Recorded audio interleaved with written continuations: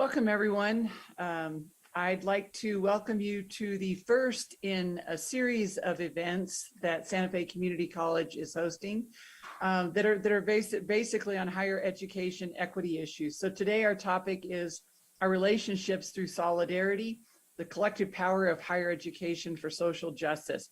I'm very proud to be able to kick this event off. I'd first of all like to begin by thanking the President's Diversity Advisory Committee at Santa Fe Community College, which has helped to put this event together, specifically Val Nye and Shalimar Krebs, who have been instrumental in pulling this particular event together. Today, we are joined by several of our colleagues at the University of New Mexico who are going to be panelists and presenting our program today. So I want to thank you all for joining us today, for being here. I think we all have a lot to learn, but being here together today in the same space, I think is a very first step in being able to do that. So again, thank you for being here and welcome. And now I'd like to introduce Valerie Nye, who is the Library Director at Santa Fe Community College. Becky, and thank you for all the support you've given to this important event. I want to thank you all for attending today, and thank you for helping us launch the PDAC Honoring Our Relationships Through Solidarity series. I would like to just take a moment to thank the SFCC committee members who have participated in the creation of this program along the way. And it's been a long process where we've had lots of input. A special thank you to Rachel Buck, Emily Drabansky, Dr. Stephen DiGiulio, Shalimar Krebs, Megan McGarity, Kate McCahill, and Dr. Belen Senegeni, who have worked to make this possible today. And I would also like to thank Julie Gallegos for Title V funding and agreeing to support this series. By attending the panel discussion and subsequent 4 discussions that we're going to have during this series, you'll be eligible for a digital badge. So the first step in receiving the badge is watching today's session and providing your name on a registration form. Emily is in the YouTube section of this presentation right now, and she's going to paste a link to the registration form so you can register today. And please register your attendance whether you're watching live or watching the recording of this event. The events after today will not be recorded. They're going to be in-depth personal discussions about our community, so we're not going to record them. If you're interested in getting a digital badge for these events, you will need to attend in person. It is very important, however, if you can't come to all of these events, that you are know that you're welcome to come to any and all that you can attend. Your voice is really important to the SFCC community, and we encourage you to attend and talk about any of the upcoming topics. So please come to sessions as you're available. We want this to be a community conversation with many points of view. And finally, Emily is going to paste in the chat a link that will take you to more information about the digital badging and also information about the subsequent events that we're going to have in this series. So please keep an eye out for that in the chat. And with that, I will turn it over to Shalimar. Thank you. Thank you, Val. Hi, everyone. I'm Shalimar Krebs. I'm the Associate Dean of Liberal Arts and Arts and Design. I'm here today as the president of, co-chair, really, of the President's Diversity Advisory Committee, as well as representing Pathways and the Title V, who both co-sponsored this event today. I'd also like to introduce our panel. I'm going to introduce them all, and if I miss anything, panel, please feel free to add anything to your introduction that I may miss that you find important. I introduce to you today Dr. Shiv Desai, Associate Professor in the Department of Teacher Education, Education Leadership, and Policy Department at the University of New Mexico. Dr. Nancy Lopez, Professor of Sociology at the University of New Mexico, co-founder and director of the Institute for the Study of Race and Social Justice, and founding coordinator of the New Mexico State Race, Gender, Class Data Policy Consortium. Dr. Leola Senegeni Paquin, Assistant Professor of Native American Studies at the University of New Mexico, Dr. Vincent Rorito, Associate Professor in the College of Education and Health Sciences at the University of New Mexico in the Department of Language, Literacy, and Sociocultural Studies.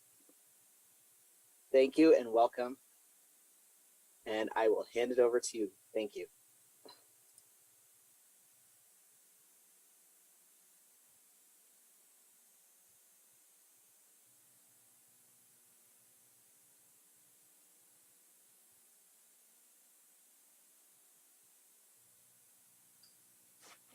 All right, thank you. We'll get started.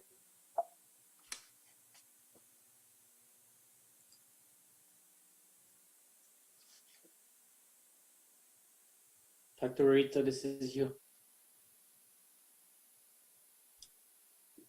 Good afternoon, everyone. This is something that we've really tried to emphasize in a lot of our presentations, even some of our own courses here at the University of New Mexico. And it's happening a lot across the country now, where we acknowledge the indigenous lands. So the Indigenous Land Acknowledgement reads, first we acknowledge Mother Earth, Father Sky, the spirits of the lands in all directions. Next, we acknowledge the original people of these lands. We're grateful to be here and to have a dialogue with you. Thank you.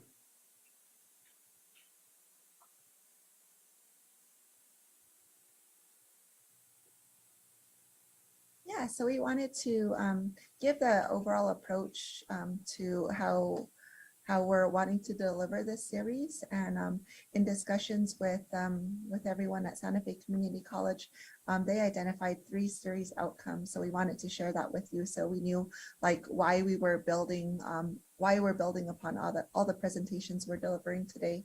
So the first one, identify systems of exclusion in higher education and Santa Fe Community College's role in perpetuating these systems. Develop a framework that helps identify systems of exclusion and oppression, explore the role of data in dismantling systems of exclusion and oppression at SFCC. So this is work we do, no matter where we're at, the 4 of us, and we wanted to make sure we cater it specifically to your campus community. And you see the future discussions, which we will return to at the end of this presentation and what to look forward to. Next slide. For this particular session, it's going to be more presentation based. And so our outcomes for today are really going to be more based on like what we're sharing and internal conversations you'll have with yourself. And then later on, we'll have the more face-to-face conversations with each other. So the first one, participants will be able to understand the interconnection between events and movements in the current socio-cultural political climate. You'll be able to identify the significance of race and solidarity in the context of higher education. You'll be able to describe culturally responsive teaching and learning in higher education, and you'll be able to connect land acknowledgements to history, education, and relationships. So we're going to begin with a presentation by Dr. Nancy Lopez, and then I'll present. Dr. Rorito will present, and then Dr. Desai will bring it all together in terms of that first outcome about the interconnection. So we're gonna do our best to really not graze over, but touch upon major points, and we're gonna do our best to pace ourselves so that we all have equal time. So here's some pictures just to share of ourselves and in our family context, because we know that's really what this is about. The roles we're playing in education that's really connected to our family. And I believe we'll all introduce ourselves within our panel presentations. Do we want to add anything at this point? I don't know if Dr. Lopez wants to say anything about the picture. And Absolutely. if we take like 30 seconds each to say something about the picture, then we can move to the presentations. Saludos familia, greetings family. I'm Nancy Lopez, and I'm professor of sociology at UNM. And this picture is really emblematic of the cultural wealth that I inherited from my mom, a Black immigrant woman from the Dominican Republic who never had the opportunity for formal education beyond the second grade, but taught her 5 children this saying that keeps us going. No dejes que nadie robe tu derecho. Don't let anyone rob you of your rights. So again, just honoring my mom today as a major influence in what I do.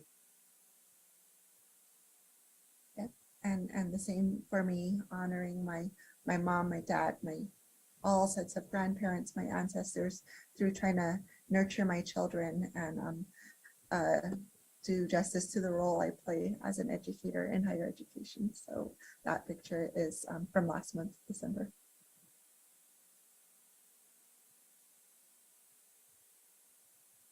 Vincent, go ahead. Yate shitkhane sanin shina kait nepa shichin kili chili da shichi tuel chili da shinale adona nel jindegi shina sha kundi kade ko apel til tasni ke shal. So that's just my little short Navajo proper wave introduction. I shared with you my name, or it was shared earlier. But just to give a little bit more background, I have 2 children. My family comes from the Torreon, Ojo Encino communities on Eastern Navajo. And this is a picture I took with my children last year when we went to visit the Navajo Nation Code Talkers monument in Window Rock, Arizona, because we were home a lot because of the pandemic. So it was, I felt it was on me to take them to learn about our history because sometimes they don't get that in school. So thank you. And then this right here is a picture of my family. I have one son who's an ancestor. We lost him shortly after childbirth. But the work that I do and then what motivates me is my children and my partner, as well as the future children that I may, well, the grandchildren and stuff like that. And the presentation is going to deal with the fight and the struggle that we've always had to deal with. So remember, we have 15 minutes, and I'll give you a 10-minute and 12-minute. Thank you so much. So I want each of us to think of 1 or 2 words that come to mind when you hear the word solidarity. Next slide. And this is part of reflecting on what that word means in practice. And so here's a very basic definition that comes from Patricia Hill Collins. And she says the belief that members of a group have a common interest and should support one another above the interests of other groups. I'm sure we all can think of other ways to define solidarity. Next slide. But I think that this is such an important concept for us to think about. What does it look like in action? And this comes from the Coambi River Collective in 1977, wrote this beautiful paragraph that I think really gets at this point of solidarity in action. And they say the inclusiveness of our politics makes us concerned with any situation that impinges upon the lives of women, third world, and working people. We are, of course, particularly committed to working with those struggles in which race, sex, and class are simultaneous factors in oppression. We might, for example, become involved in workplace organizing at a factory that employs third world women, or picket a hospital that is cutting back on inadequate healthcare, or set up a rape crisis center, organizing around the welfare and concerns that might be a focus. So this again gets us to think about what are examples of solidarity in action that takes into consideration the experiences of an entire group of people, but also is flexible, next slide, to understand the experiences of injustice by others who may be different from you. And this again comes from Patricia Hill Collins, where she describes flexible solidarity as a form of praxis, action and reflection on power relations grounded in a commitment to healthy, loving, and more just communities, fostering solidarity and unity in our communities and struggle for justice with others who are different among and across political communities. So again, this idea of bridging, next slide.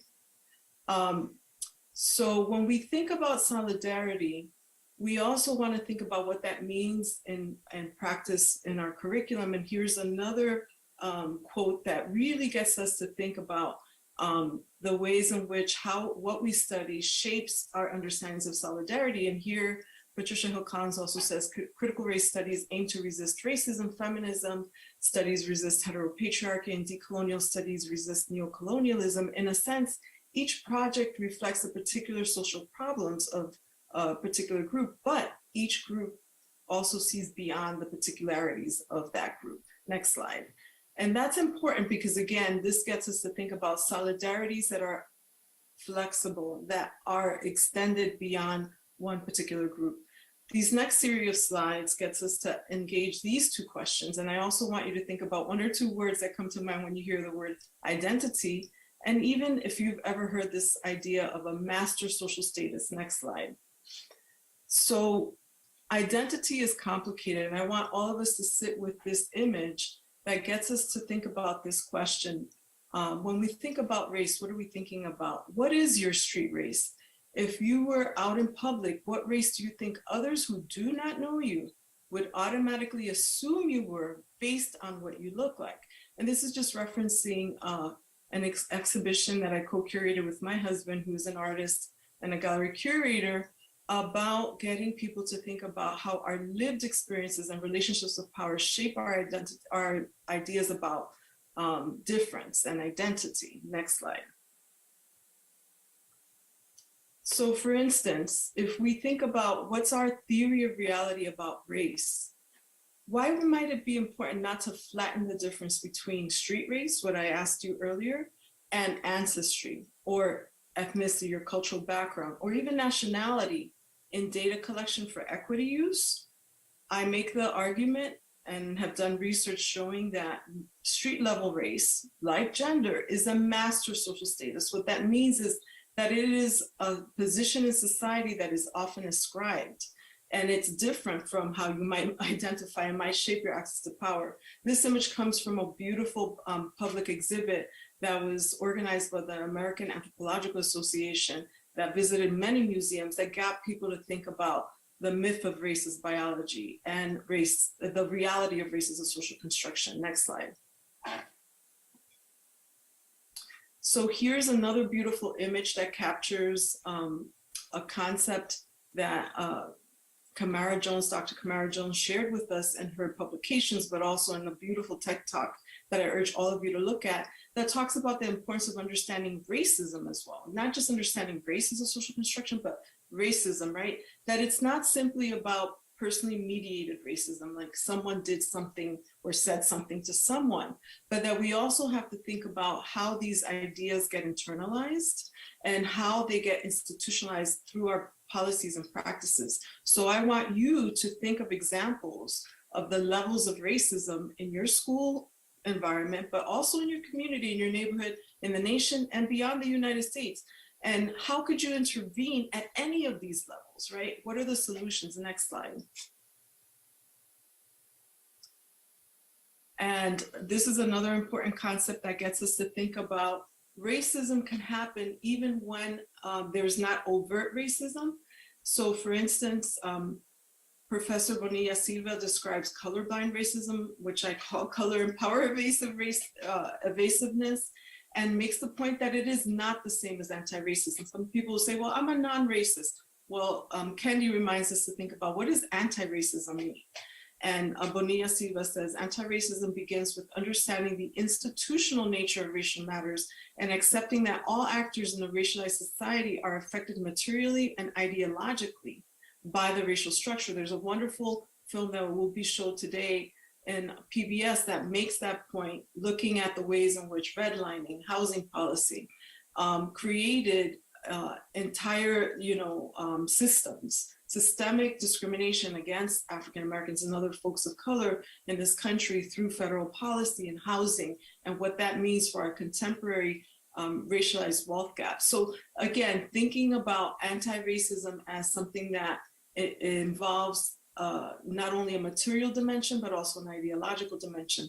The ideological dimension gets at things like, well, what are the stories people say to justify structural inequalities by race whether that's in education, pick yourself up by your bootstraps, we live in a meritocracy, or saying we're post-racial. I don't see race ignores the lived reality, right, of racialized outcomes in housing, where you see two families living in the same neighborhood, but if we see one person is racialized differently, there's a different value associated with that property. The naturalization framework, which will claim, well, people just want to live next to people like them without in discounting the reality of structural racism, or they're just lazy, right? Cultural racism. And all of these narratives, what role do they play in maintaining structural racism? Next slide. And how often do we hear these in our places of work? The last few slides really get us to think about this concept of intersectionality. And I'll just pay attention to that middle paragraph that says that when it comes to social inequality, people's lives and the organizational power in a given society are better understood as not being shaped by one single axis of social division or oppression, whether that's race, gender, class, but how they're simultaneous. Think about that opening quote from the Columbia Collective. Next slide. So this is just a visual image that says that unless we are interrogating power relations, we can't say we're engaging in understanding intersectionality. We have to look at social context. We have to look at history. We have to look at complexity. We have to engage in critical reflection and relationships of power. Next slide. We also need to engage in understanding the context deeply, right? What is the history of colonialism, and whether we're talking about Brazil or the United States or New Mexico, right? Or maybe South Africa. What is the history of capitalism there? What is the history of racism and imperialism and heteropatriarchy and ableism and all those other systems of inequality that are oppressive, and how are they resisted? The other dimension of what Patricia Hill Collins calls the matrix of domination that helps us to understand the simultaneity of all these overlapping systems of oppression and resistance is called the domains of power. And she talks about the role of organizations, the role of surveillance and management, and the role of agency by individual people. How is it that we resist these narratives, the cultural domain of power that permeate all these levels? So for instance, when we talk about higher ed, we talk about, thank you, unqualified applicants, right? What images are coming to mind? Who generates these hegemonic narratives that are oppressive? What about the counter narratives? For instance, when an institution proposes using standardized testing as the most important criteria for admissions, how is it that communities resist through the hegemonic domain of power by making statements like exclusion masquerading as excellence? This idea that a test score is the ways in which we should be meeting or making decisions about who has access to institutions of higher ed. So think about how the matrix is a structuring structure of domination and resistance. As I said, depending on whether we're here in New Mexico or we could be in South Africa. Think about how people use the idea of community to make sense of their individual and collective experience. Next slide.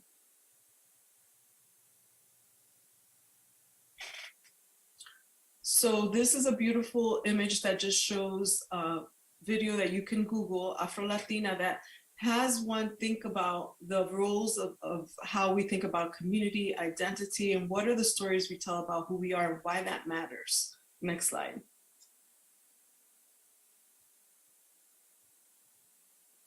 And then the last couple of slides are going to show you how intersectionality as inquiry and practice can help us advance equity in higher ed. So I want you to think about these questions on the left in red that says, what's your street race? What's your culture? What's your identity, citizenship status? What's your class origin? Did you grow up in a household with parents that had college education or not? And what's your current class status, right? What's your gender, sexuality? All of these things matter. And in order to address equity issues, we have to consider these things as not separate, but simultaneous. We know that we didn't create, none of us sitting on this phone call created systems of oppression, but we're all located in them. And being aware of that can help us practice solidarity. Next slide.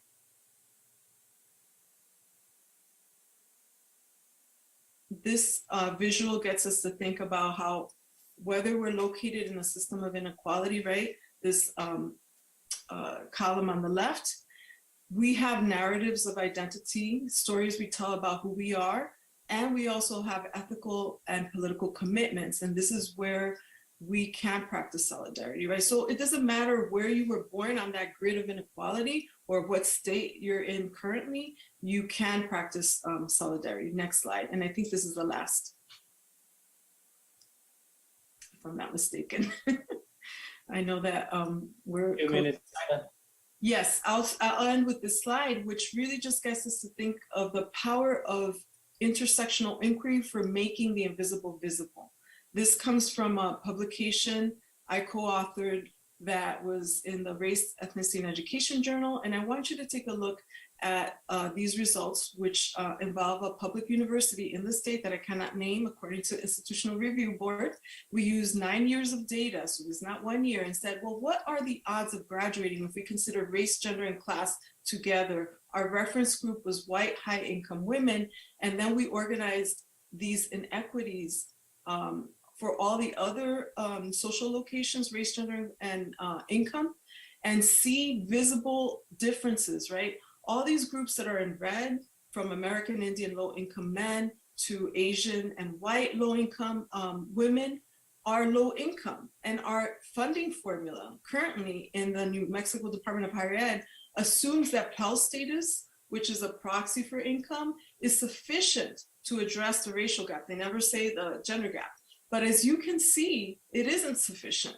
And I want you to pay attention to what story we will tell with this data. Do we say, oh, well, it seems that these are the deficient groups and therefore we should no longer allow them access to higher ed? Or does it say, is this an opportunity for making visible the structural inequities, settler colonialism, the reality of unequal wealth gaps and educational resources, and creating equity lifts for all of these groups? So I'll end with that, to think again, how could we use this data not for oppression, not for exclusion, but for advancing equity and justice for all groups, that, especially those that have historically been denied access to higher ed. Thank you. Thank you so much, Dr. Lopez. I like to share when we present together that, so when I was a PhD student, we read Dr. Lopez's book, and then I took a class with her. And so when I was putting my presentation together, I thought, you know, I'm looking forward to the day where like I'm able to cite a lot of my own work. And so we're so fortunate to hear directly from the expert herself, Dr. Lopez, share in these spaces. So thank you. And I'll do my best to flow out of your presentation into this one, you know, looking primarily through a Native American studies perspective and lens. And I'm going to go ahead and break down this title in my next slide, but I wanted to go ahead and further introduce myself and do it more properly. Leola Sinigini Pequenya Nashia, Filipino Nishla, Tachini Bashichin, Filipino Dashache, Sinigini Dashnala, Nat Naljane De Nasha, Rio Rancho de Shogun, University of New Mexico de Nashnish. So I introduced myself in Navajo. I am Filipino on my mom's side. My grandparents immigrated from the Philippines to Hawaii, where my mom was born and raised. And then she moved to New Mexico, where she met my dad. And they raised me, my brother, and my sister in Torreon, New Mexico, same place as Vincent. My brother, Belin Sinigini, is a teacher at Santa Fe Community College and was full-time faculty for a few years, and he helped plant the seed of this series. So I wanted to recognize him as well. But basically, so that picture, I think that was like 2 weeks ago. Imagine you going to your favorite place on campus, or your favorite place where you're engaging in the work that you do, and you just love it so much. You're like, you know, I comb my hair today, I'm gonna go ahead and take a selfie. So that is me. But as you took this selfie, or as you're envisioning yourself taking this selfie, how did we get there? You know, how are we situated where we're at? And, you know, thinking back to Dr. Lopez's presentation, you know, who had to make the sacrifices to bring us to where we're at, and what privileges do we carry with us into the places that we go to? So I wanted us to think about, you know, well, if we're grounding it in considering the history of Indigenous peoples, what might we do to really strengthen and nourish those relationships with our Indigenous brothers and sisters? So, you know, we start off with a land acknowledgement. So in the purest form, what is the history of this land? What is the history of education in this land? Who gets to define education? Who gets to say, you know, by taking these credits, that will result in a degree, right? So we're going back to those ideas of power, and where do our families, where do our communities land in these positions of power? You know, we might be centered, or we might be in the margins. What is the history of our schools? What is the history of our state, of our country? You know, what is the history of colonization, like Dr. Lopez recognized? You know, we like to ask a lot of questions, right? And because these questions, you know, provoke these ideas of, okay, well, how does considering these questions result in having us think towards meaningful relationships with one another in the goal of solidarity? So what had to happen to make this possible, to make those selfies possible? So so I'll share more with you in the following slides. But I also wanted to share a picture from a few years ago at a conference, the American Indian Studies Association conference. Thanks for circling that, Steve. Me and some of my students who were in the Native American Studies Indigenous Research Group. So at that time, they're all students. Now they're Indigenous educators, PhD candidates, law school students. And for me, you know, that's what drives my passion to not only think about my positionality and my situations, but how do I best nourish the pathways of my students, my colleagues, students to come, my students, right? So what are our institutions? So just, you know, pulling from the dictionary definitions, they're societies, they're organizations, they're based out of religion, education, social networks. They're also an established law, practice, or custom. So, you know, tying it back to ourselves as members of higher education communities, you know, we have the institution of degree granting, the degree granting programs. We're looking at marriage, custom laws, who gets to define those. And then right now in the state of New Mexico, we're in the context of, you know, the post Yazzie Martinez versus the state of New Mexico court case, in which, you know, what are we really doing to honor students that have been overlooked in the classroom, in higher education, in special education, in all levels and forms of education? What can we do to center those students and their families and their communities? So next slide. Thank you. So we really like to look at identity, explore identity. It's not something that we can brush over or say, you know, that we're colorblind to, because, you know, our lived experiences tell us differently. You know, it is a factor in how we walk down the street, as Dr. Lopez said. So in terms of Native American studies, one of the first things I do with my students is I say, okay, how do we identify ourselves from an individual perspective, community perspective, and external perspective? And this stems out of the work of Hilary Weaver. So we've all, you know, just identified ourselves. You probably think, how would I identify myself, you know, when I'm introducing myself in class or at the beginning of a meeting? Or maybe we don't think about it. Why don't we think about it? Secondly, how do our communities identify us as belonging You know, we know we belong to a community when that community says, yes, you know, she's one of us.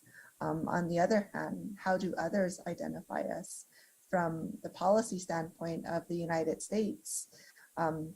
You know, we've been given a bunch of different labels: domestic dependent nations, wards of the federal government, US citizens. So that begs the question, what is the influence of social and economic policies identity? Can someone else's laws define who we are? So again, it goes back to positions of power. So what does this mean for Native students? What does it mean for a Native student to set foot on campus and see themselves reflected or not reflected in the curriculum, to see a land acknowledgement, you know, within a syllabus or not? How does this impact their daily lives, you know, to maybe commute from their homes? Maybe they're coming from a Pueblo nation, maybe they're coming from within the city of Santa Fe. You know, do they have to change a mindset? Do they have to change, you know, the way they exude who they are, how they present themselves, and how does this impact their learning experiences? I know for me as a college student, I went to the University of Arizona and I pretty much felt invisible the whole time, as hard as I tried to be a part of programs, to be a part of communities. You know, I pretty much spent 4 years feeling invisible on that campus, but thankfully I was able to find a means to stay afloat for those 4 years and get my first degree. So just some fun humor that's been coming around the last few days. So, you know, maybe this is, you know, maybe your student feels this way. You know, my street race is I walk around and I'm light skinned, but, you know, but no, I'm Native, or my community, you know, identifies me as being a tribal member, although externally to the broader public, I might, you know, just seem like a light skinned person who doesn't necessarily identify with the Native nation. So there's a lot to consider for me personally. I have Asian features because I am, you know, I have roots. I am, my first clan is Filipino, and that makes me who I am. So there is a lot of navigation that has to happen for our students, whether they be Native, non-Native, or a mix of heritages. Next slide. I just wanted to touch upon relationships to place. We like to talk about place a lot. So considering place as sacred history, you know, what happened here? Is it where, you know, we believe we emerged, or are we recognizing this is the emergence place of someone else? Or maybe this is the place where, you know, there's been some really brutal history. So we think of the plaza, you know, are we thinking of the plaza as a tourist destination, somewhere to go to get great food? Or is it somewhere, you know, that represents the execution of 70 Pueblo warriors? Is it a place that honors racism, that recognizes Native people, not as people, but as savage Indians? So this is just a screenshot of the Santa Fe, New Mexican article from November 2021. If you ever want to ask, you know, why do we have, okay, thank you, Steve. Why do we have this series? Why do we have, you know, ethnic studies? Why do we have Native American studies? Why do we even have these conversations? Just read the comments in any article like this. I was gonna share some of the comments, but they were just, you know, too violent and too disgusting to even give a place to that in these slides. I went to high school at St. Catherine Indian School campus. So, you know, what does that mean to different people? What does it mean to Suki Pueblo people? You know, that's their homeland. What does it mean to the children who never got to come home from campus? Or what does it mean, you know, to those who really valued their experience at St. Kate's? So we can, you know, explore the history of the campus of whatever college, you know, we're representing, what we're attending. What is the history of the city of Santa Fe? Why are there so many controversies? And, you know, what do we consider home? When I introduced myself earlier, I said, I live in Rio Rancho, but my home is Torreon. My home is Natnalgene. And, you know, why do our students have these different senses of place and home, and what are the histories tied to it. Next slide.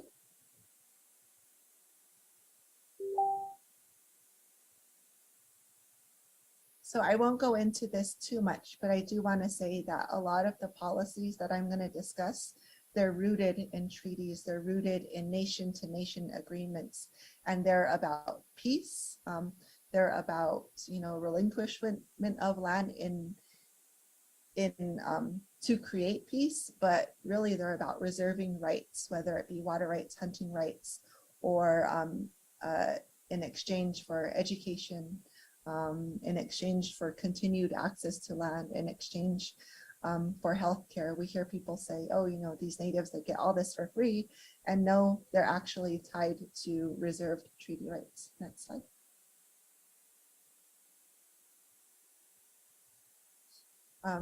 We see in the United States this idea that there's a separation between church and state. We see arguments, and that's not really true. We see this and that. There's a lot of evidence to the contrary. For Native nations, the evidence to the contrary is rooted in the very first Supreme Court law case, which the Christian doctrine of discovery was used by the Chief Justice Marshall to say that Native people lost their right to land upon the discovery of the United States by Christian nations. And the United States, as descendants of those Christian nations, they have the right to the land, and Native people only retain the right of occupancy.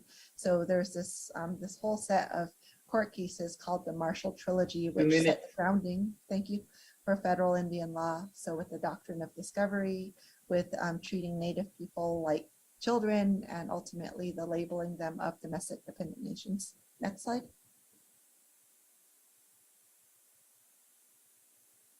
Next slide. Okay, so we see here a timeline, and I won't go into it too much, but I will say, it started with the Trail of Tears right after the what I shared, the doctrine of discovery that led into the Trail of Tears. Sponsored by President Andrew Jackson, who's celebrated as a hero. You see in American history, whereas from a Native standpoint, he's responsible for the Trail of Tears. We see the reservation era, assimilation era. That's where we see the rise of federal Indian boarding schools.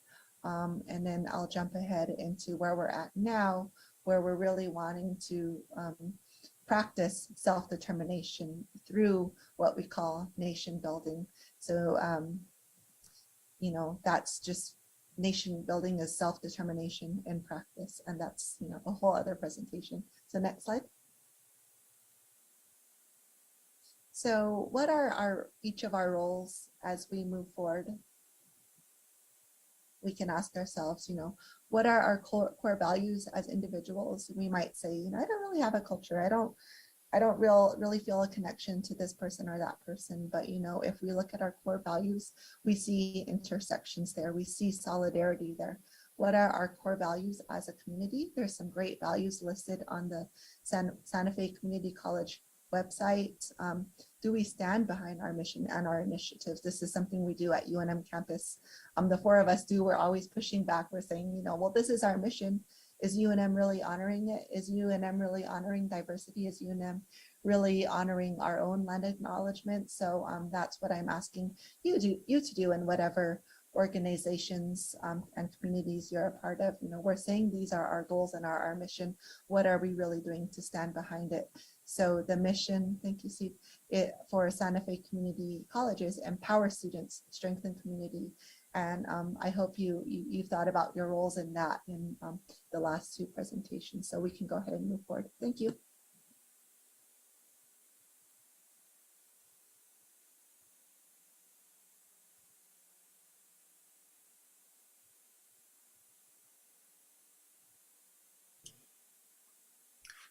Good afternoon again, everyone.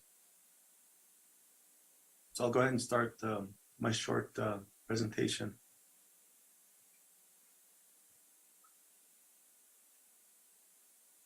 Next slide. So for me, my background is in education. Before coming to Albuquerque and starting my graduate program, I spent some time teaching back home in my own communities of Ojo Encino. And I spent a year at another place called Pueblo Pintado. And at that time, a lot of these things that I'll be sharing with you was not something I was familiar with. I think in the same way I mentioned earlier, a lot of our young people that are in the pre-K to 16, so pre-K through 12th grade and on, even in college, I think a lot of times don't learn a lot about their own history, maybe not familiar with ideas around identity. What does it mean to be part of the community, or even just some of the indigenous knowledge that's very important as we've come to understand to who an individual is and their role in the community. So I took this quote from the late Wayne Delory Jr., who wrote a book called Power and Place in Indian Education, along with Daniel Wildcat. And essentially their collection of essays was getting at how to think differently about how we educate our young people, particularly our indigenous youth. But I think it's also relevant for other youth. And so what he, like Wayne Delory Jr. says, is that the old ways of educating affirmed our basic principles of accepting the responsibility to be a contributing member of society. And kinship and clan were built upon the idea that individuals owed each other certain kinds of behavior.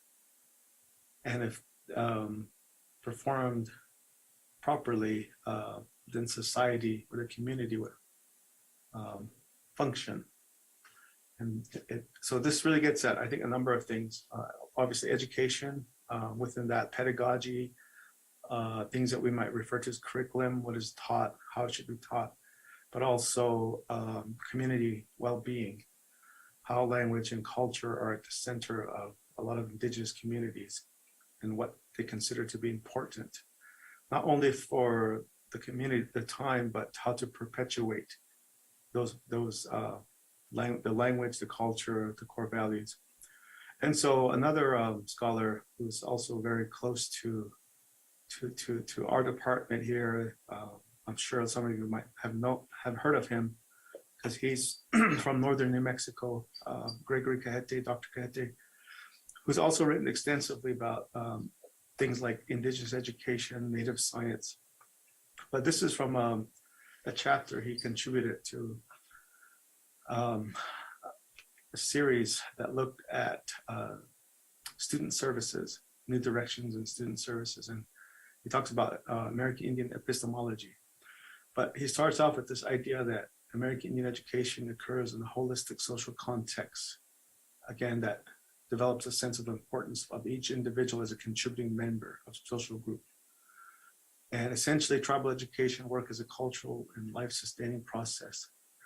So I think really when we think back to what is our role in educating a new generation, a young generation, not just young people, but folks that are coming through our higher institutions of learning, whether at UNM, Santa Fe Community College, Highlands, Diné College, we have to really think about where are these students coming from and what is important to them. And to really understand that for a lot of indigenous youth, their understanding of education comes through in their understanding of their relationships, their reciprocal relationships between themselves and others, but also the natural world. Next slide. So this is an example of an indigenous philosophy. It's from the Diné education philosophy. And essentially, it just reinforces this connection, relationship to not just others in your community, or other people that you come to learn about and live with, but also the natural world. And so in the East, it represents thinking, the South represents planning, the West represents doing, action, And then coming back to the north, coming back full circle, the north represents hope. But also all of this is encompassed in this idea of a natural process of life. So life begins with birth, adolescence, adulthood, elder, and then old age. But also other things too, like the directions, the natural journey of the sun as the sun rises. So then it comes to midday, the evening, darkness, unfolding darkness, and folding darkness, and then coming back to the new day. So all of these are a natural understanding of not just like one day in the life of a person, but a person's life journey. Next slide. And so here's just some visual examples. So it says Johanna. So again, the sun, the moon, the stars, the sky, often we refer to as Father Sky, revolves around us and looks down upon us and watches everything we do. So we can't say that I'm going to do this and nobody's going to see me. So it's really that understanding, that deeper level understanding of interdependence, also connections with everything around you. The next picture shows a mountain, that we look to sacred places like the mountains, the land. And it's not really a sense of ownership of land, but stewardship, how to take care of the land, but also how do we relate to the lands. The mountains are our strength. And then our mother, the earth, that we walk upon every day. And so a lot of this really comes back to something that was mentioned earlier, the environmental education. So it's not just learning about relationships, but having respect and taking care of not just one another, but everything around us. And so our mother provides everything, resources, it provides, and the father as well, Father Sky, that relationship. And then things like the clouds, the rain, the weather, the 4 seasons, how that keeps the life process moving. And so I share this because these are things that, for example, the late Vine Deloria Jr. talks about how power and place are very instrumental to our understanding our metaphysics, which is often in contrast to some things in Western thought. For example, dichotomies, whereas in indigenous thought, it's not dichotomous often. Instead, it's interrelated. So something like teaching, it's not teaching and learning separately, but how teaching and learning are working together, how they're interdependent. Next slide. A lot of this in later presentations, I'll kind of elaborate a little bit on, but also, thinking back to our past, as Dr. Tinajini, but also Dr. Lopez talking about some of the things that we deal with every day. And, words like colonization. The other thing I forgot to mention, going back to the other book, Power and Place in Indian Education, Daniel Wildcat mentions that the collection of essays that they share in that book is really looking at indigenizing the education for young people, for indigenous youth. But also there's other frameworks of understanding. So this notion of decolonizing, which is this meaningful act of resistance. So it's not just, doing something because everybody's doing it, but to be active, consciously doing it. It's, I think it also falls in line with notions like Paulo Freire's work of understanding how to read the world, understanding literacy, its power, and then being able to act upon things around you. So, and I stress this because next slide.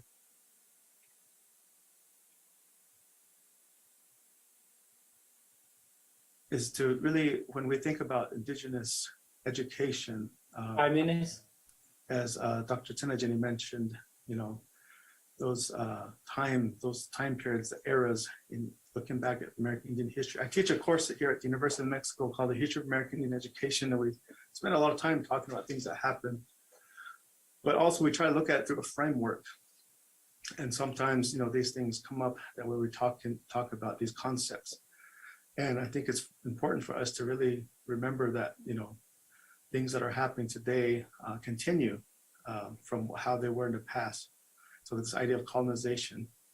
But even colonization hits home where, it's not just someone doing it to us, but where within our communities, when we don't acknowledge like internalized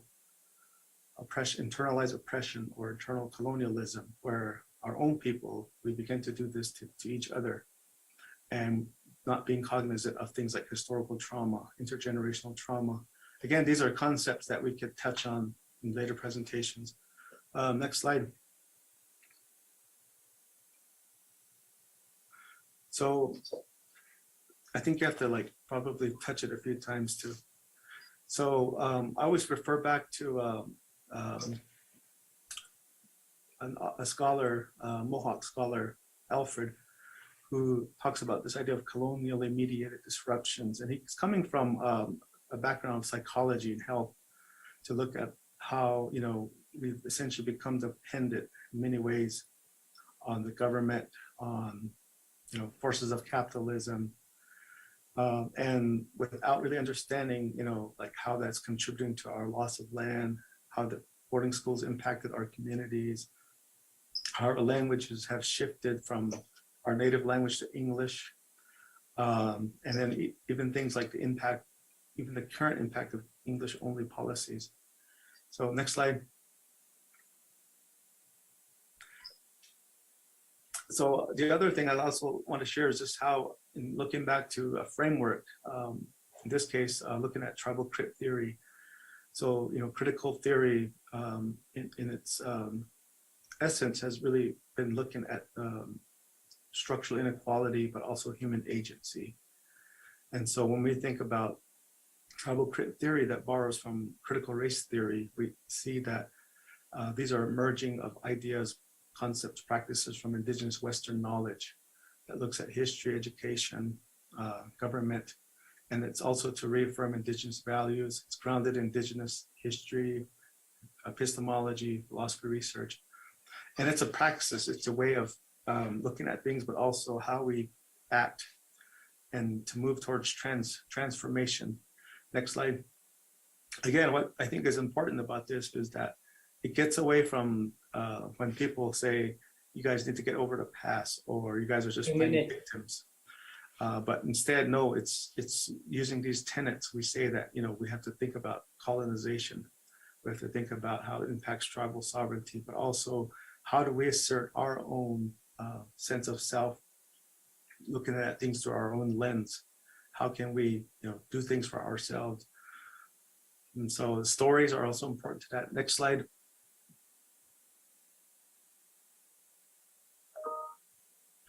And so I just end with this slide that talks about a research study that was done by one of our colleagues here who looked at working with high school students in an urban setting. And one of the things that really that I'll highlight is that a lot of these young people that Dr. Martinez interviewed, talked about how they saw themselves within the educational context, how they looked at their courses that they needed to take, what was considered important, what was not. Things that high school students, when they go on to college, I'm sure think about. But one thing that stood out was that they were engaging in curriculum deliberation. Like, why are these AP classes considered more important as, this course? Or why is this course considered a general ed course, and so forth? So it's those kind of things that I think are really crucial to helping our young people understand. So I'll stop with that. There's a lot more to talk about, but I'll stop there. Again, just a visual representation of what I shared earlier. Do you want to just explain this real quick? This is taken from, I did some work within our communities back home through a pilot project we did looking at behavioral mental health. And we used research, indigenous research as a methodology. And what we found was that regardless of the differences of people's religious backgrounds or class background, how they identify themselves, we found that we all still spoke the same language. We had a common sense of identity. Our values allowed us to continue to work with each other, and that we all lived on the same land and need to take care of that. And so that's what this representation is. Thank you. All right. Let me time myself. So I want to thank my colleagues for setting up this last presentation. I want to give a shout out to Loyola for this great title, From the Streets, Classrooms, and Our Homes, the ongoing fight for equity. So the struggle continues. I basically try to find images that articulates that this is nothing new, right? We've been fighting the same fight ever since we came to this land, or settlers came to this land for our indigenous brothers and sisters. And I really like this meme that was created. If this child was strong enough to survive it, your child is strong enough to learn about it. Fragility is at a high point right now. And the same signs that were used in the past are being used again today. And tu lucho es mi lucho is really important. So I don't know if y'all remember 2 years ago, right? Think about, close your eyes for a second. Remember, I want to say March or May 2020. And all of a sudden, we had all these images, right? We had the overdue awakening that we were promised. We still had, it could be any BIPOC mother right here holding on to dear life for their child and wondering if they're next. We had protests throughout our country. We had discussions about, how do we re-engage and think about or reimagine our police system. And one of the outcries was defund the police. So everyone focused on the message of defund and like, oh my gosh, how can you say defund? But when you defund the police, I don't really like the word defund. I like the word reallocate. You're looking at what you can reallocate the money towards: housing, training, education, mental health, counseling, substance abuse. And then I really like the picture that Loyola shared of that statue in the middle of the plaza being torn down. And that's one of the things I kept talking about with my own department. It's like, why? Let's just tear down the statue. Like, why are we waiting for permission? We don't need permission. We've been asking for permission for so long, and it hasn't gotten us anywhere. And then these protests didn't just occur in the States, they actually occurred worldwide. These are images throughout the world, mainly Europe right here, as well as Asia. And everyone was almost on the same page and localizing it to their own area. And then you had the famous incident in England where they just tore down a statue. And then this is King Leopold, a brutal, murderous, most cruel, genocidal maniac in Belgium. And the people of Congo, democratic country of Congo, have this is beyond Andrew Jackson or equivalent to Andrew Jackson. And people were doing that, tearing down statues and protesting and wondering, when is our awakening? And then, we had all this promise of hope and change. And all of a sudden, this one guy, Christopher Rufo, I'll let y'all read it right here, came up with this idea of, hey, let me distract people about critical race theory, right? And he this is what cracks me up. Every one of these folks say out in public what their intention is, and then we consider them to be good faith actors, when in reality, they're not good faith actors. They're basically telling you right there in your face what their intent is. And for some reason, people are ignoring it. And then you can see this map right here of state by state. This is kind of a couple of months old map. So it could have more states now. Of states banning critical race theory or considering to ban critical race theory, or even if they don't talk about critical race theory, they talk about, well, how am I gonna limit the interaction, discussion of race and equality? And you have parents, right, protesting. Yeah, you have the images of parents going to school board after school board, protesting. And then these are the same parents that were protesting unmask our kids, right? My child, my choice. And then while this was going on, there was also parents protesting and being hateful to our trans children, right? And so all these things were coalescing. And then this map, I believe, is it is a map of ethnic studies. So in green, they already have a law or policy. And it's funny, Texas already has a law and policy that promotes ethnic studies, and yet they also have a law that bans CRT. And then you can see in New Mexico, we introduced it, but it didn't pass. And then these are the other states that don't have it.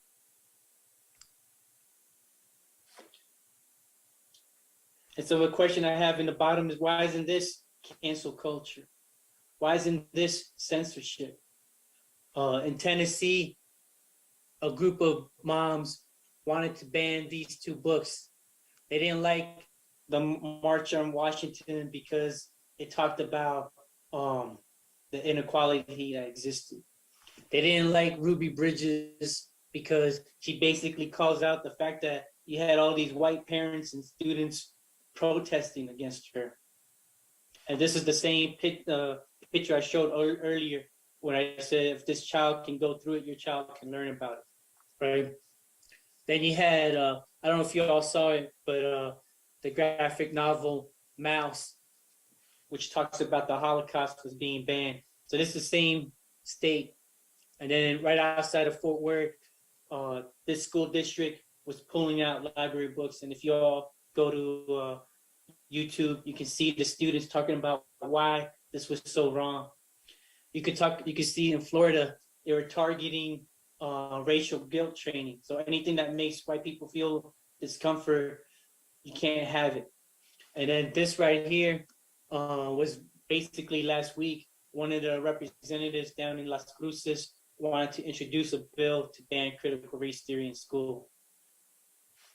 And then there's also new rules that are limiting how teachers can teach about Black history. You can't teach Black history without talking about the systemic inequality, all of the things my colleagues discussed earlier.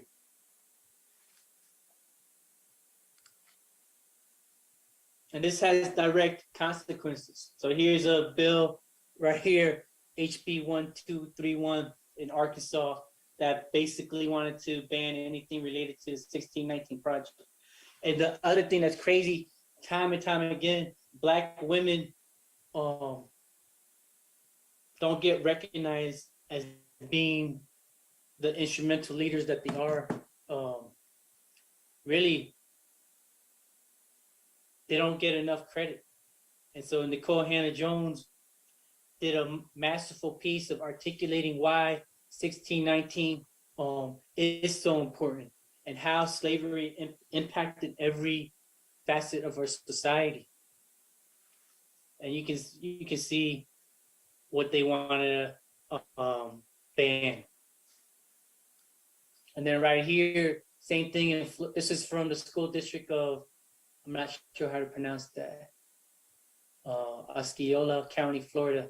basically saying how you're supposed to discuss and teach about the Holocaust and what does it mean, how to avoid talking about critical race theory.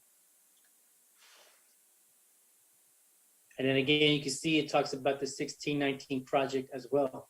And so here you have folks basically dictating to teachers what you can teach and what you can't teach.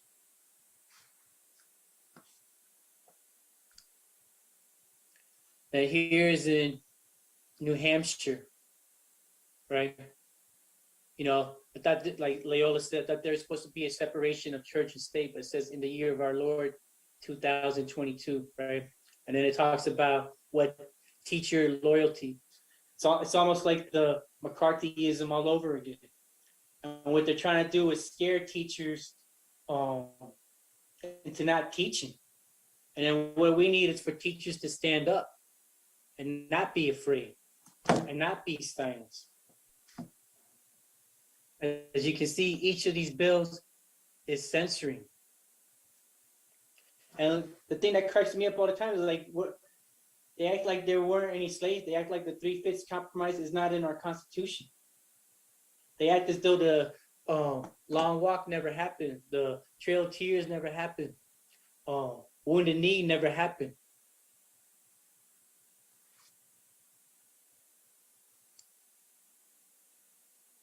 And so the question is, why is all of this stuff happening, right? Why are we doing all this? You know, we went from this to this. So why is it happening? It's happening because of what happened on January 6th.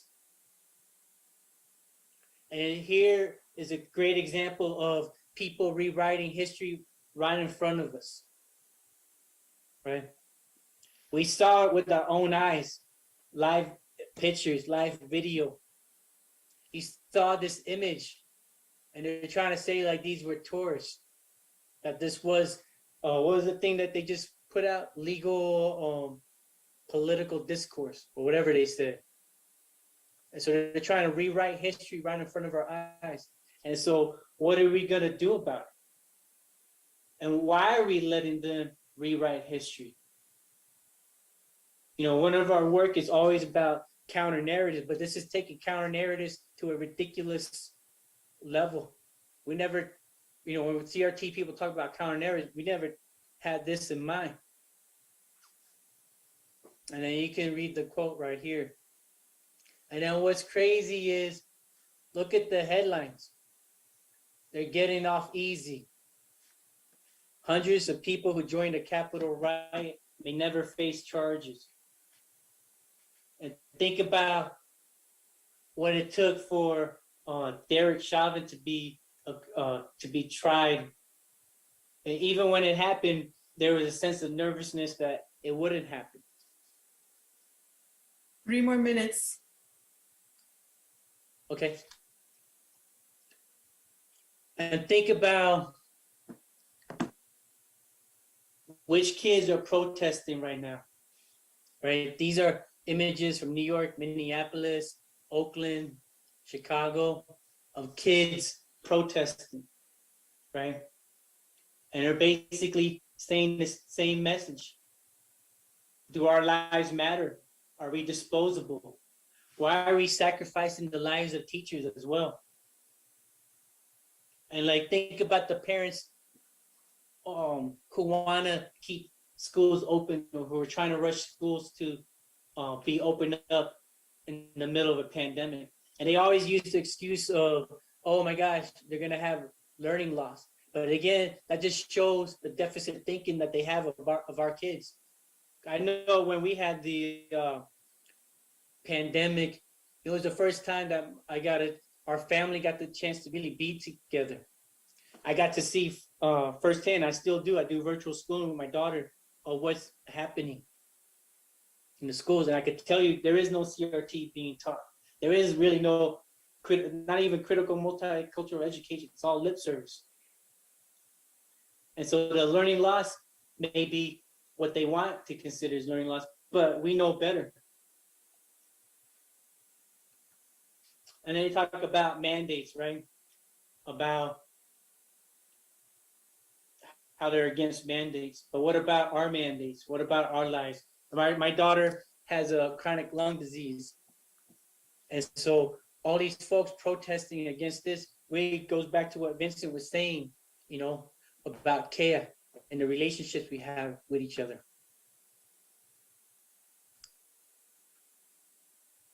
And then the pandemic, you know, this graph basically shows who's getting richer and who has benefited the most from the pandemic. While we're struggling for our health, people are struggling for fair pay, businesses are closing, there's a housing crisis, people are trying to get food. We can't even get a $15 minimum wage. And I really like this picture, how it started, how it's going. How it started, we were all praising nurses and healthcare workers and teachers, and how it's going, basically get back into the classroom and shut up and do what we tell you. And then this all coincides with the voter restriction laws. And so I'll just end right here because my time is up. Who do we fight for? We fight for the nobody, right? And then nobody has a story, a voice, a legacy, and an agency. And I basically, I'm at this point like Fannie Lou Hamer. I'm sick and tired of being sick and tired.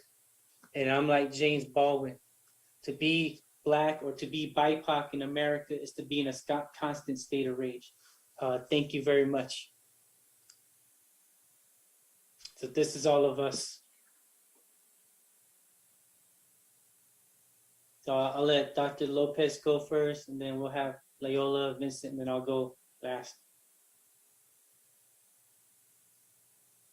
So today we had the opportunity to reflect on what solidarity means, and specifically in this context in New Mexico, right? There's a history here. There's, you know, to use Patricia Hill Collins' idea of the matrix of domination, there's a unique matrix, right, of oppression and resistance. And we're all implicated, right? We didn't create these systems, but we're all located within them.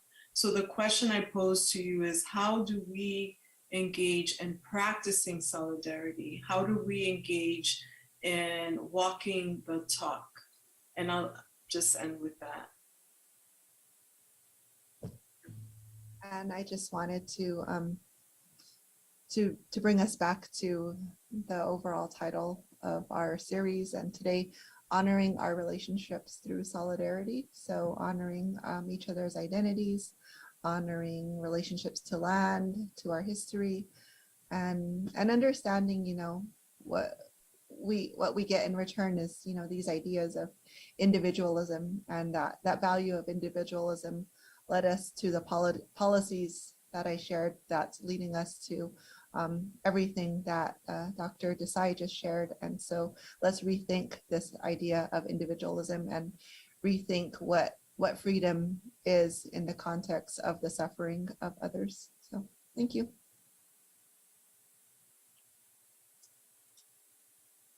So I'll just add a few thoughts.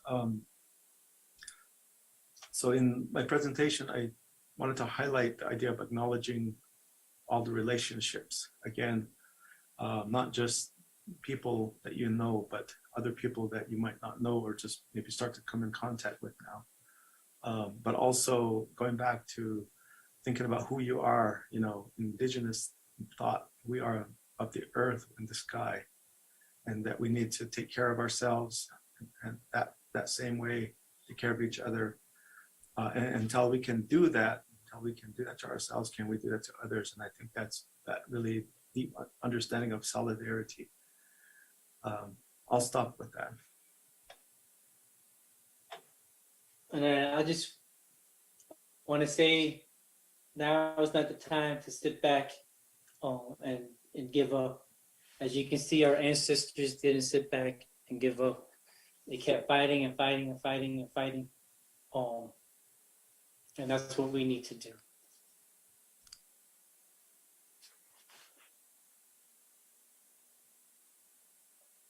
So now is the question and answer period.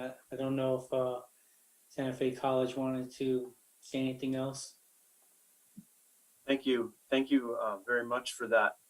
You know, I'll call it an introduction. I think could be a lifelong introduction for many of us. So thank you for your time. And I think we've taken in a lot today. And so I'll just acknowledge to our people who are asking questions and some others that this is an ongoing series. Hold your questions, think about them, and let's bring them to these sessions as we meet through the next few months. I do want to see if I can just have time for a couple questions though. We got a question that just basically asks, like, what do we need to overcome in order to be in solidarity with others? And I wanted to frame that into a question of my own. So I've been really interested in the writings of Noam Chomsky and this theory of manufacturing consent, how, the media and I kind of define media as advertising, entertainment, a lot of different sources, how it, is complicit in shaping kind of these views that we have. So obviously it's a huge topic, but without going into it, I just wanted to ask each panel member for some kind of homework, what would you suggest as a source or two that maybe we can look to that we may not know about? Maybe it's a news source, maybe it's a book or a film, maybe it's just watching Encanto, but what do you, where do you get your news, alternative news that aligns with the values and the mission you're sharing today?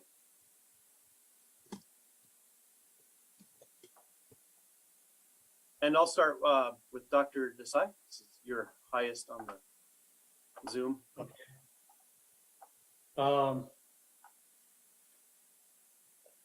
Well, I think with manufacturing consent,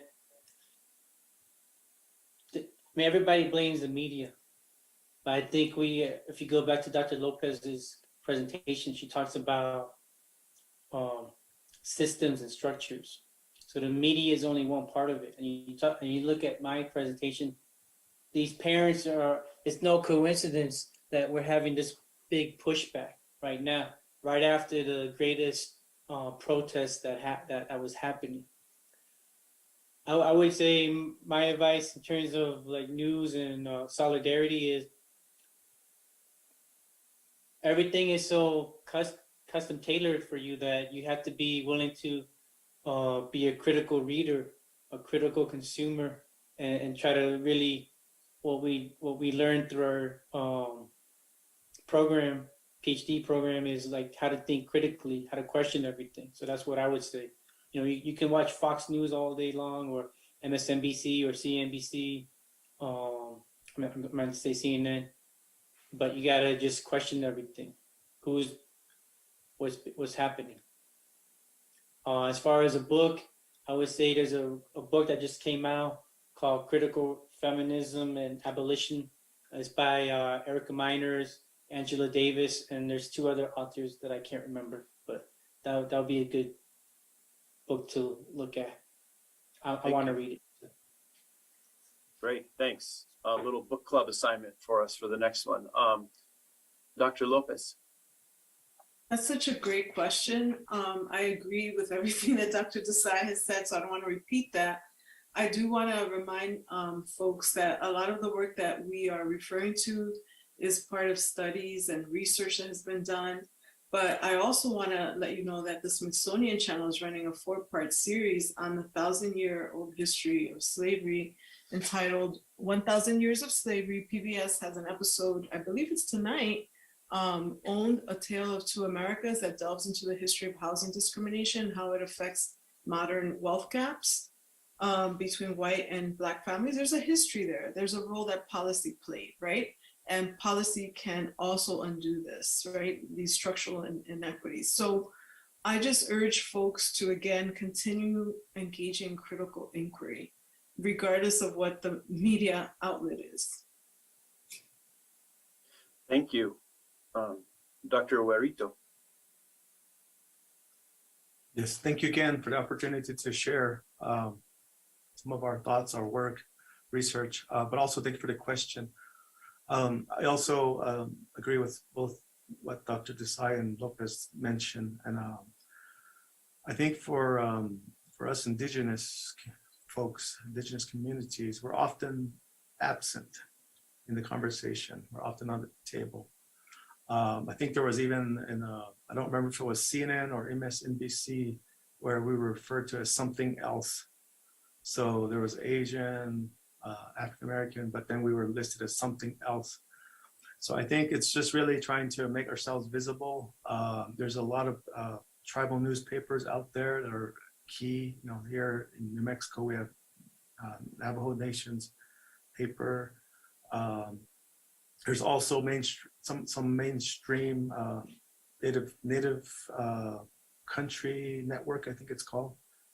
And then just also reading up on the history of our people. You know, there's people who still go to debate about, you know, what happened to our people, you know, whether genocide really happened, kind of the same vein that people talk now about the Jewish Holocaust and so forth. So I think it's important that, you know, we read as well. A good book is Indigenous Peoples' History of the United States, Roxanne Dunbar Ortiz. So just, you know, things out there that you can inform yourselves with. And then, as Dr. Desai said, to really have a critical lens. Thank you. Thank you very much. Dr. Sinajini Paquin. Echo everything that everyone said. Look at multiple sources, see who's funding those sources. And yeah, just again, as many sources as possible. For Native-centered news, there's Indian Country Today, which is really good. And then in terms of like current events and issues from an Indigenous perspective, I really like the Indian Treaty Council website, and they've been focusing a lot on climate change, and climate change is just another one of those issues that's a human issue, but unfortunately it's been politicized, and you know, we're taught to turn a blind eye to that. So yeah, I would recommend those two, and then of course the book that Dr. Rita recommended. Thank you very much. I'm going to introduce or reintroduce Val and Shalimar, if that's appropriate, and for some parting words. Thanks for having me, and look forward to the rest of the sessions. Thank you. Wow, thank you all. You've left us with a lot to think about and a lot of questions ahead, I think. The questions today have me thinking about so many things, and really looking forward to the discussions that we'll be having in the months ahead. So thank you for setting such an interesting and firm platform for us to work from. Really appreciate that. I want to thank, along with the panelists, Mason Kovac for managing the technology, and Todd Lovato, thank you for managing the questions. And there are other questions we've received in YouTube, and look forward to everybody who has these kinds of questions, bringing them forward as part of our ongoing discussion. So all back on February 21st at noon, when we'll all log onto a Zoom platform and we'll engage in a live conversation. So the conversations going forward are going to be much more interactive, and we'll all have our opportunity to share our experiences and thoughts about these things. I'll share information in the YouTube about where to go for upcoming information. We'll be distributing it through several avenues, but the main avenue we want to share is the link on the My SFCC page. The information about the upcoming Zoom meetings will be there. And if you have questions, you can contact me, Valerie Nye, at valerienye@sfcc.edu. So much today, and we really look forward to everything that's ahead for our really rich community conversations and you leading us through these important conversations. Thank you.